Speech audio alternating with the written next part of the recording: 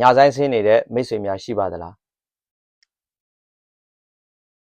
ညာဆိုင်ဆင်းနဲ့ဂျင်ကစားမယ်ကျမ်းမာရေးကိုလိုက်စားမယ်ကိုယ့်ကိုfitဖြစ်အောင်ဘယ်လိုနေမလဲဆိုတာကိုသိပါသလားတကယ်လို့သိချင်တယ်ဆိုလို့ရှိရင်ဒီဗီဒီယိုဆုံးထိကြည့်သွားပါလို့ပြောချင်ပါတယ်အားလုံးပဲမင်္ဂလာပါကျွန်တော်ကတော့ Wine Telephone ရဲ့ founder ရဲရဲပဲဖြစ်ပါတယ်ဒီနေ့ဒီဗီဒီယိုမှာကျွန်တော်က night shift လို့ခေါ်တဲ့ညာဆိုင်ဆင်းတဲ့ကျွန်တော်ရဲ့မိတ်ဆွေများကိုမျှဝေပေးခြင်းတဲ့အကြောင်းအရာလေးတစ်ခုရှိပါတယ်ဒါကတော့ night shift နဲ့ကျမ်းမာရေးလို့ခေါ်တဲ့ခေါင်းစဉ်နဲ့ကျွန်တော်ဆွေးနွေးပေးမှာဖြစ်ပါတယ်2025ခုနှစ်မှာကျွန်တော်တို့အနေနဲ့နိုင်ငံခြားရောက်နေတဲ့လူတွေများသောအားဖြင့်ကျွန်တော်တို့ပြည်ပမှာရှိနေတဲ့ကျွန်တော်မိတ်ဆွေများက day shift or night shift ဒီလိုမျိုးလုပ်ရတဲ့လူတွေတော်တော်များများရှိပါတယ်90%လောက်ကကျွန်တော်တို့ night shift လို့ခေါ်တဲ့ညဆိုင်တွေကိုဆင်းရပါတော်တော်များများရှိပါတယ်ဆိုတော့ကျွန်တော်အနေနဲ့လည်း night shift တွေဆင်းခဲ့ပူပါတယ် night shift ဆင်းခဲ့ရင်းနဲ့ကျွန်တော်ကျမ်းမာရေးနဲ့ပတ်သက်ပြီးတော့ကျွန်တော်ဘယ်လိုမျိုးဖြတ်တန်းခဲ့လဲကျွန်တော်ဘယ်လိုမျိုးစားသောက်နေတိုင်းခဲ့လဲဆိုတာကိုယ့်ရဲ့ကိုယ်တွေ့ရောစာတွေ့တွေပါကျွန်တော် sharing လုပ်ပေးခြင်းပါတယ်ဆိုတော့ကျွန်တော်မိတ်ဆွေများအနေနဲ့ night shift ဆင်းနေတဲ့မိတ်ဆွေများရှိတယ်ဆိုလို့ရှိရင်ကျွန်တော် comment အောက်မှာရေးတော့ပေးပါစုံတရားရတယ်ဆိုလို့ရှိရင်တော့မိတ်ဆွေတို့ဟိုမျှဝေရတဲ့ကျွန်တော်က PD ဖြစ်မှာသိကြပါပဲဆိုတော့ကျွန်တော်ရဲ့ဒီနေ့ခေါင်းစဉ်လေးနဲ့မျှဝေခြင်းတဲ့အကြောင်းအရာလေးကိုစလိုက်ကြအောင်ကျွန်တော်တို့ night shift ဆင်းတယ်ဆိုလို့ရှိရင်များသောအားဖြင့်ည10နာရီနောက်ပိုင်းပေါ့နော်အကုန်လုံးအိတ်နေတဲ့အချိန်ပေါ့ကျွန်တော်တို့အနေနဲ့ဆိုလို့ရှိရင်ခန္ဓာကိုယ်ရဲ့အိတ်ဆက်နားယူတဲ့အချိန်မှာကျွန်တော်တို့အလုပ်လုပ်ရတဲ့ဖြစ်တဲ့အတွက်ကြောင့်မို့လို့ကျွန်တော်တို့အနေနဲ့ဒီနေ့နဲ့ညကိုကျွန်တော်တို့ပြောင်းပြန်လှန်ရမှာဖြစ်ပါဘယ်လိုလဲဆိုတော့ကျွန်တော်တို့ရဲ့ခန္ဓာကိုယ်ကပုံမှန်အားဖြင့်ကျွန်တော်တို့နေ့ဘက်မှာလှုပ်မယ်ထမယ်နိုးကြနေမယ်ညဘက်မှာအိတ်ဆက်နားယူမယ်ဆိုတာကိုသူကမှတ်မိနေတာဖြစ်တဲ့အတွက်ကြောင့်မို့လို့ဒီပုံစံတိုင်းပဲသူကဟိုပါပေါ့ကျွန်တော်တို့ခန္ဓာကိုယ်ရဲ့နာယီပေါ့နော်ဒီနာယီကကျွန်တော်တို့လဲပတ်နေတာဖြစ်ပါတယ်ဒီပုံစံတိုင်းလဲပတ်နေတဲ့ဟာကိုကျွန်တော်တို့ပြောင်းပြန်လှန်ပြီးတော့ဒီညအလုပ်ကိုမဖြစ်မနေလုပ်ရတော့မယ်ဆိုလို့ရှိရင်တော့ကျွန်တော်တို့အနေနဲ့ဒီအိတ်ဆက်နာယူမှုတွေကိုပြောင်းပြန်လှန်ရမှာဖြစ်တဲ့ကြောင့်မို့လို့အရင်ဆုံးအနေနဲ့ကျွန်တော်တို့လေ့ကျင့်ရအောင်ဖြစ်ပါတယ်ဘယ်လိုလေ့ကျင့်ရမလဲဆိုတော့ကျွန်တော်တို့ပထမဆုံးတစ်ချက်အနေနဲ့ကျွန်တော်တို့ညဘက်မှာမအိပ်ဘဲနဲ့လှုပ်လို့ရပြီဆိုတာ ਨੇ ကျွန်တော်တို့ညဘက်ကိုမနက်ဘက်လိုမျိုးကျွန်တော်တို့ကစားတော့နေထိုင်ဖို့ဖြစ်ပါတယ်ဒါပေမဲ့ကျွန်တော်တို့စားတော့နေတဲ့အချိန်မှာည10နာရီနောက်ပိုင်းကကျွန်တော်တို့စားတဲ့ပုံစံကပြောင်းလဲအောင်ဖြစ်ပါတယ်ဘယ်လိုပြောင်းလဲမလဲဆိုတော့ကျွန်တော်တို့အနေနဲ့ဥပမာအလုပ်သွားတော့မယ်ဆိုလို့ရှိရင်ည10နာရီဝင်တယ်ဆိုလို့ရှိရင်ည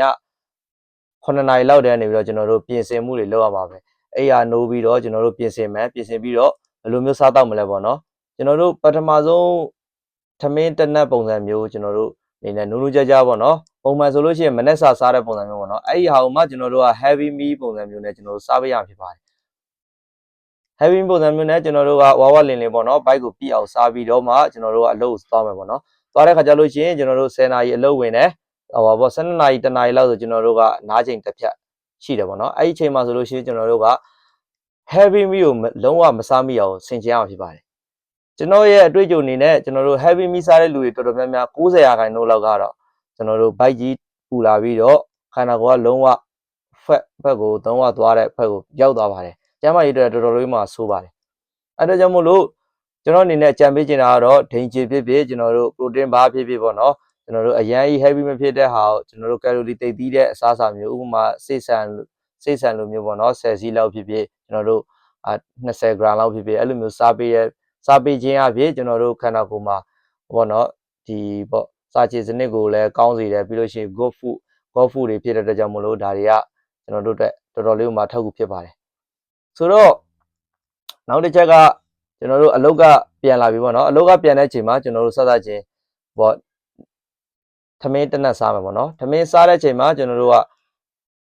အိတ်တဲ့ချိန်နဲ့ကိုကျွန်တော်2နာရီခွာပြီးတော့စားပေးဖို့လိုပါတယ်ဆိုတော့ကျွန်တော်တို့မနေ့8နာရီပြန်လာတယ်ဆိုပါစို့မနေ့8နာရီပြန်လာဆိုတာနဲ့အလုတ်ကပြန်ချင်းမှာကျွန်တော်တို့ကဘာမှမလုပ်ဘဲနဲ့ထမင်းရင်စားမှာဖြစ်ပါတယ်ထမင်းရင်စားပြီးတော့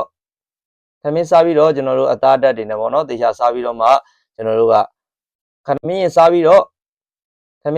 ့ကျွန်တော်တို့အသားတက်တွေနဲ့ပေါ့နော်တေချာစားပြီးတော့မှကျွန်တော်တို့ကခဏနားပြီးတော့တနာရီလောက် နိုင်ခွဲလောက်နားပြီးတော့မှရေချိုးပြီးတော့ရေချိုးကိုလာတက်ဆင်ပြီးတော့ကျွန်တော်တို့အိတ်တင်ပါတယ်အဲ့ကကြတော့ကျွန်တော်တို့ကဒီသမင်းစားတာအတွက်ကြောင့်မို့လို့ဒီရေလဲချိုးလိုက်ပြီးကျွန်တော်လန်းလန်းဆက်ဆက်လေးပေါ့နော်အိတ်လို့ရပြီဖြစ်ပါတယ်ဆိုတော့အိတ်တဲ့ချိန်မှာဘယ်လိုအိတ်မလဲဆိုတော့ကျွန်တော်တို့ဟိုပါပေါ့ iMac ဆိုလိုမျိုးဟာပေါ့နော်ကျွန်တော်တို့ဒီမျက်လုံးကိုပိတ်ပြီးတော့အိတ်တာတို့ပြီးလို့ရှိရင်နားကိုပိတ်ပြီးတော့အိတ်တဲ့ဟာမျိုးပြီးလို့ရှိရင်အခန်းကိုလောကအမှောင်ချထားပြီးတော့ကျွန်တော်တို့အိတ်တဲ့ပုံစံမျိုးနဲ့ကျွန်တော်အိတ်အောင်ဖြစ်ပါတယ်အဲ့လိုအိမ်မှာဒါလည်းရင်ကျွန်တော်တို့ကနေရက်အလင်းရောက်ကိုကျွန်တော်တို့ကာကွယ်ပေးထားပြီးတော့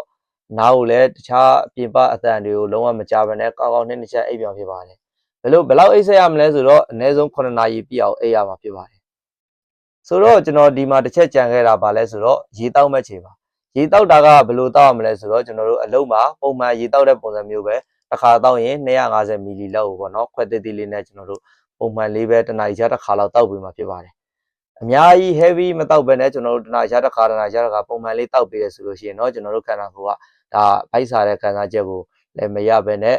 ကျွန်တော်တို့ကဒီပုံမှန်လေးသွားနေမှာဖြစ်ပါတယ်အဲ့တော့ကြောင့်မို့လို့ကျွန်တော်မိတ်ဆွေများအနေနဲ့ဒီရင်လဲကစားမယ်ဆိုလို့ရှိရင်တော့ဒီပုံစံတက်ပို့ပြီးတော့ပေါ့နော်တစ်နက်ပို့စားရမှာဖြစ်တဲ့ကြောင့်မို့လို့အဲ့စားတဲ့နက်ကိုလည်းကျွန်တော်တို့နည်းနည်းလေး adjust လုပ်ဖို့လိုအပ်ပါတယ်ဆိုတော့ဒီဗီဒီယိုမှာတော့ကျွန်တော်ကဒီ night shift ဆင်းတဲ့လူတွေပေါ့နော်ဂျင်မကစားဘဲနဲ့ဟိုမှာကျွန်တော်တို့အရင်ဝေးမတက်လာအောင်ထိန်းသိမ်းဖို့အတွက်ကိုကျွန်တော်ကပြောသားခြင်းဖြစ်ပါတယ်ကျွန်တော်တို့ fit ဖြစ်အောင်